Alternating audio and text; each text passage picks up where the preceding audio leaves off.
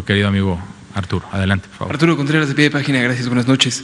La discusión sobre la alerta en la Ciudad de México parece que se centró ayer a partir de la frase del doctor Gatell, ¿no? Que poco importaba la alarma sanitaria o el semáforo si estaba la alerta, ¿no? Haciendo un llamado a que, independientemente del color en el que se marca en el semáforo, a la gente a resguardarse, a permanecer en casa, a no hacer reuniones. Entonces, si nos pudiera repetir cuáles son los criterios para establecer los semáforos, y bueno, para que la gente no esté como con tanta zozobra, ¿no?, de saber qué se indica. Es una primera pregunta. Con todo gusto, Arturo. El semáforo de riesgo epidémico tiene 10 indicadores.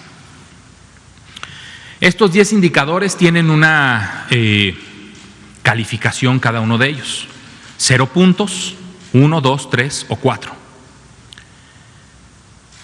El máximo de cada indicador es 4. Si multiplicamos 4 por los 10 indicadores que hay, la calificación máxima es 40. De 32 a 40 es el nivel rojo. De 16 a 31 el naranja. De 9 a 15 el amarillo. De 8 para abajo el verde. Los indicadores son el número básico de reproducción, el RT, las 2 ocupaciones hospitalarias de camas generales para atender IRAG, infección respiratoria aguda grave, sin uso de respirador mecánico y con uso de respirador mecánico, la tasa de mortalidad, la tasa de casos, la tasa de incidencia acumulada de casos de SARS-CoV-2, la tendencia de estas del síndrome COVID. Hay que recordar que vigilar el síndrome es muy importante porque ahorita tenemos la prueba de antígeno, que es la prueba más con mayor velocidad de un resultado, pero cuando solo teníamos la PCR y se tardaban varios días en dar el resultado, pues es mucho más útil vigilar el síndrome. Las personas que parece que tienen COVID-19, y esto nos marca una tendencia. La tendencia de la mortalidad, la tendencia de los casos hospitalizados, la positividad al virus SARS-CoV-2, y me falta uno. La memoria a veces nos traiciona y por eso lo más importante es buscar las fuentes. Coronavirus.gov.mx, personal de salud, documentos de consulta, y por ahí tenemos el lineamiento. Ya tenemos bastantes documentos actualizados y actualizables. Aquí está el lineamiento para el semáforo de riesgo epidémico y el RT, incidencia de casos estimados, mortalidad por 100,000 habitantes. Los hospitalizados por 100,000 habitantes era el que me faltaba. Entonces, tenemos nuestros sistemas de información, en donde todos los estados, todas las entidades federativas de esta república notifican el número de casos, las personas que están hospitalizadas, las personas que han perdido la vida, todos estos datos, de ahí salen, de los datos que nos otorgan los sistemas estatales de salud y los diferentes sistemas de salud que tenemos. El IMSS, el ISSSTE también otorgan información. De ahí se toman estos rangos que están aquí en el lineamiento para saber de cada uno de los 10 indicadores qué calificación tiene cada uno de ellos. Entonces, si tomamos el ejemplo de Campeche, ¿no?, o de Chiapas o de Veracruz, que son los 3 estados que están ahorita con el menor riesgo posible, que reiteramos, no es un riesgo cero, todos nos tenemos que seguir cuidando, pero es el menor riesgo posible. Eso quiere decir que estos 3 estados de la República en sus indicadores tienen un 1, a lo mejor tienen 0 en algunos y en algunos otros tienen 2 o tienen varios en 0 y algunos en 1, 1, 1, y entonces su calificación es, o su estimación del riesgo, el número que toca en la suma de estos indicadores es menos de 9, es de 0 a 8. Si alguno de estos indicadores, ahora vamos a la Ciudad de México, si tienen todos 4, van a tener 40, es la calificación máxima. Pero si no todos están en rojo y la calificación que tiene es 31, pues 31 es naranja, pero está a un paso de tener el rojo. Pero si la calificación es 31, sigue siendo naranja. Entonces, la decisión, acertada decisión que toma la jefa de gobierno, al igual que han tomado otras personas titulares de otros gobiernos, es que las actividades, dado que se están acercando al nivel máximo del riesgo, las actividades sociales y económicas se modifiquen para no seguir incrementando en la calificación o en la estimación del riesgo epidémico que se visualiza de forma fácil en un color, en un semáforo.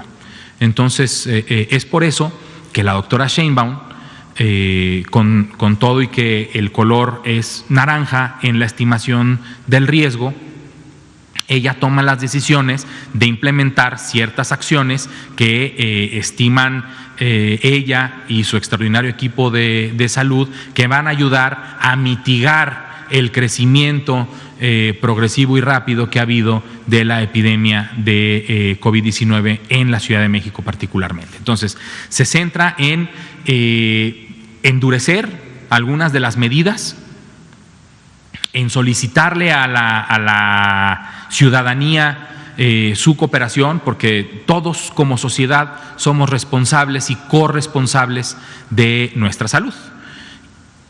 Y entonces nos invita la jefa de gobierno, y digo nos invita porque a mí también me invita como ciudadano de esta Ciudad de México, a no hacer fiestas, a no salir si no es estrictamente necesario, si es estrictamente necesario y las condiciones así lo requieren, utilizar el cubrebocas y utilizarlo correctamente, utilizarlo así, cubriendo nariz y boca.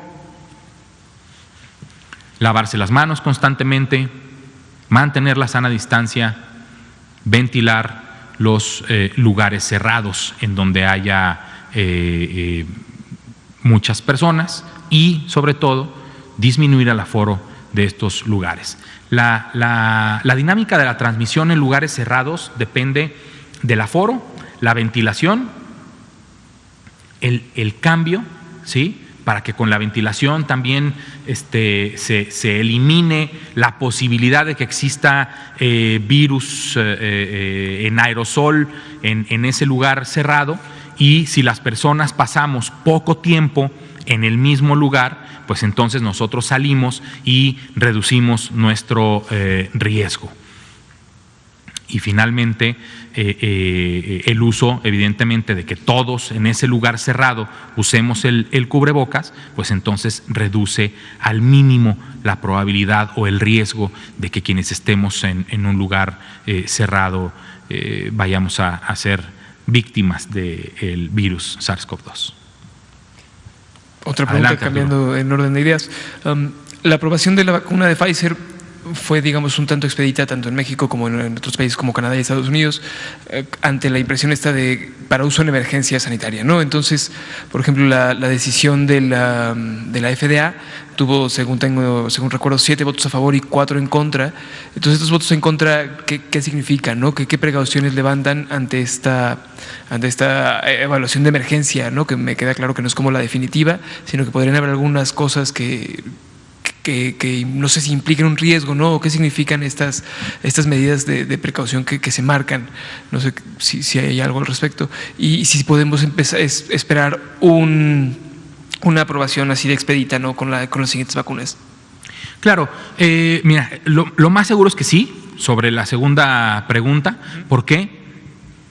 Porque a pesar de empezar a utilizar la primera vacuna disponible, la emergencia va a continuar. ¿Por qué? Pues porque no tenemos suficiente vacuna para vacunar a 7.500 millones de personas en todo el mundo. Y además, la edad a la que se está puesta para vacunar, pues no cubre a todas las personas. Entonces, lo más seguro es que cuando haya disponibilidad de otras vacunas, también se requiera de una autorización para uso de emergencia.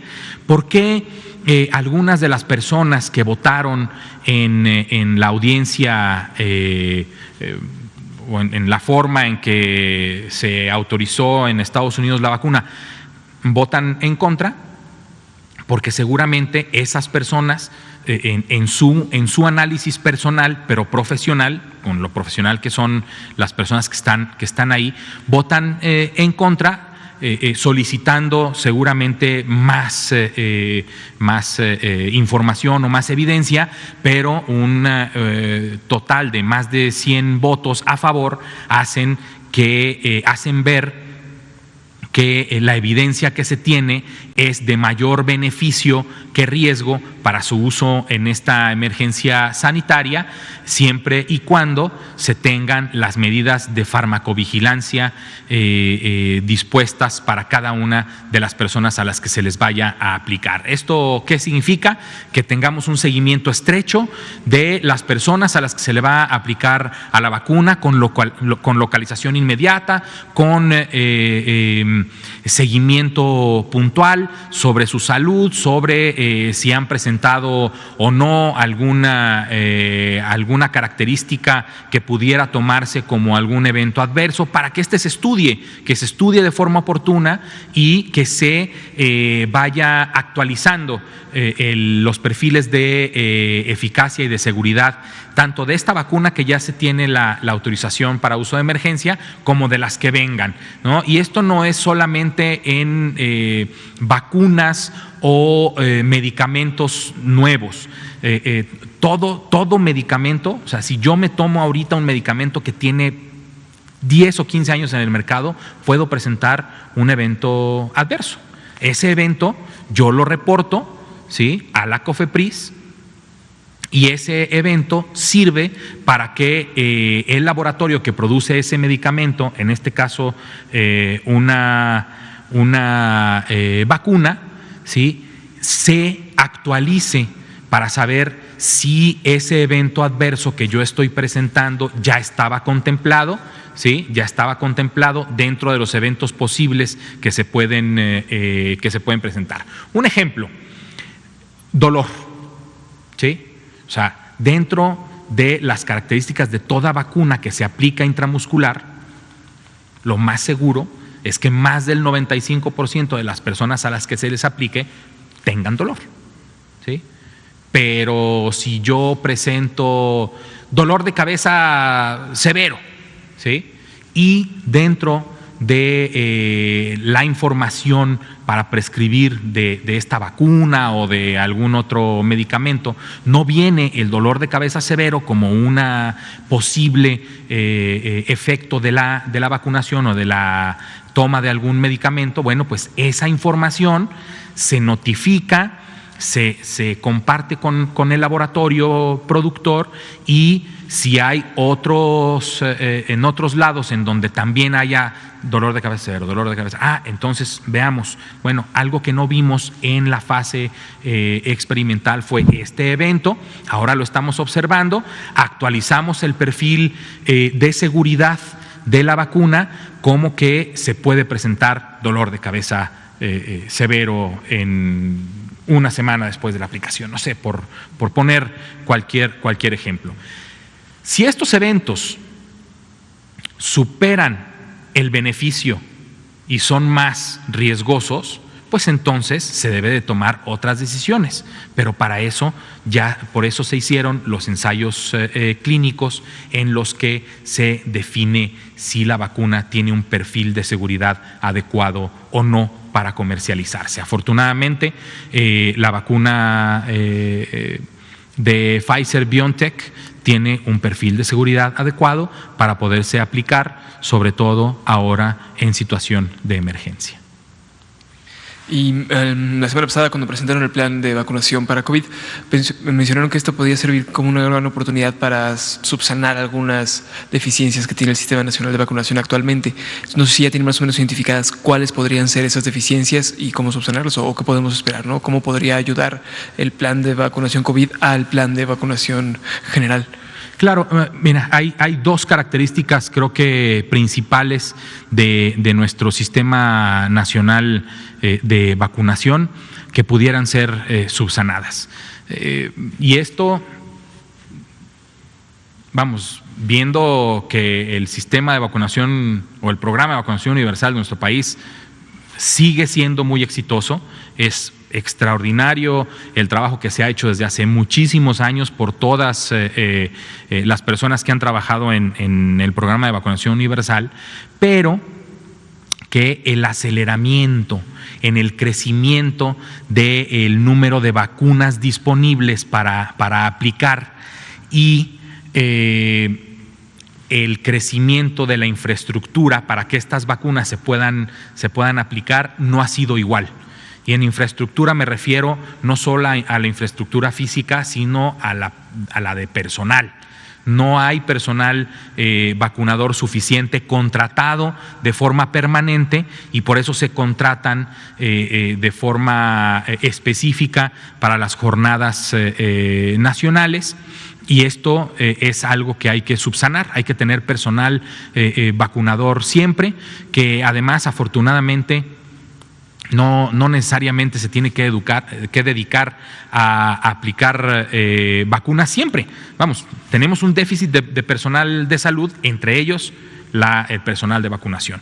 Y la red de frío que cuando empezó a crecer mucho el número de vacunas a aplicarse en nuestro país, que eso fue fantástico, neumococo, VPH, y otras vacunas que se aplican, la red de frío ya era una red de frío vieja que se tenía que actualizar, que se hizo en algunos estados, que se hizo parcialmente en otros y que requiere de una buena inversión para tener una buena red de frío. Y ahora que tenemos esta necesidad de implementar una nueva vacuna, que además se pretende que sea universal de golpe, ¿no? Permítanme usar este término, de golpe. ¿A qué me refiero?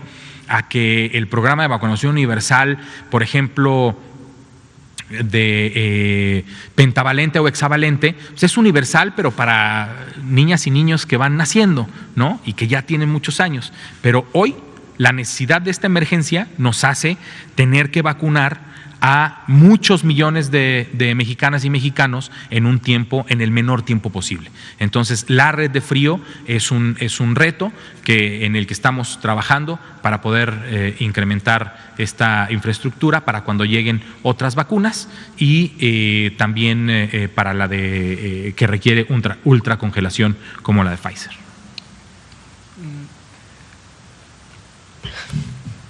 Si quieres también, aprovechando tu pregunta, en tiempo real, la doctora de la Garza Barroso me dice que una de las personas que votó en contra de la recomendación de la vacuna era porque ella dice que apoya su uso en personas de 18 años en adelante, pero no en menores de 18 años, porque ella piensa que los datos son limitados para su uso en menores de 18 años. Entonces, esa fue la razón por la que ella dice haber votado en contra. Entonces, en realidad, votan, sí quiere utilizarse, nada más que no se use en menos en población menor de 18 años. Muy bien, pues solo está aquí nuestro colega Arturo. Muchas gracias por siempre acompañarnos. Ya me ha tocado otras conferencias en las que nada más estamos tú y yo, un buen diálogo. Muchísimas gracias. Son las 19:40 horas. Reiteramos el llamado específico a la Ciudad de México sin menospreciar el llamado que hacemos en el resto del país, a seguirnos cuidando, a seguir manteniendo las medidas básicas de prevención, que son hasta el momento la única vacuna que tenemos. Sana distancia, lavado de manos, etiqueta respiratoria, uso del cubrebocas y quédate en casa. Muchas gracias.